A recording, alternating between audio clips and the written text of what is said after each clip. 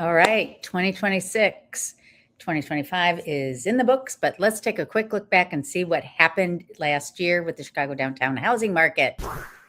All right, first, let's look at houses or single family homes in the lakefront communities, South Loop, Edgewater, the Lakefront, and West, which includes Bucktown, Wicker Park, West Town, Logan Square, and North Center. All right, December 2025, only 54 homes closed. That was low, but not the lowest. What was the lowest was the homes that went under contract. Only 29 homes were under contract last month. That's partially because only 72 homes are currently for sale, the lowest in memory.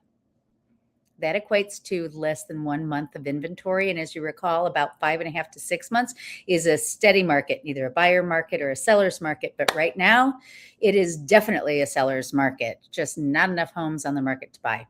Not surprisingly, that has resulted in an all-time high sales price of $1,550,000.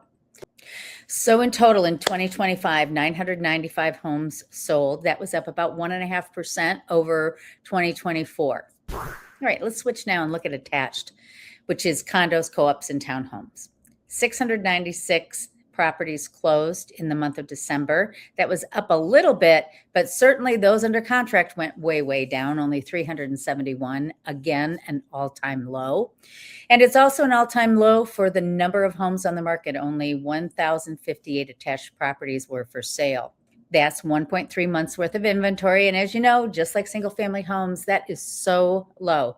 1.3 months to sell out everything on the market given the current rate of sale. While it's not exactly as high as last month, we're still generally at an all-time high on attached median sales price of $469,000. During 2025, 10,279 attached properties closed. That was up 2.4% versus the previous year. Freddie Mac has interest rates at 6.15%. That is down from previous months. We're getting dangerously close to under 6%. And I say that in a very happy way. In fact, I did have a loan officer reach out to me and say that she did offer less than 6% this week. Rentals, on average, a rent in the Chicago area. Now, this is not just lakefront communities, but Chicago in general, $2.72 per square foot to rent an apartment. That includes both condominiums for rent as well as apartment buildings. Typical one bedroom would be $1,950 per month. In terms of neighborhoods, near North Side, the typical apartments $2,906 per month, whereas the bargain is Rogers Park at $1,500 per month.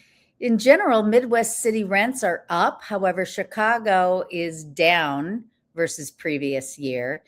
That still means, though, that we're number 14 in metropolitan areas for rents. Manhattan, for example, is $4,330 per month for a typical apartment.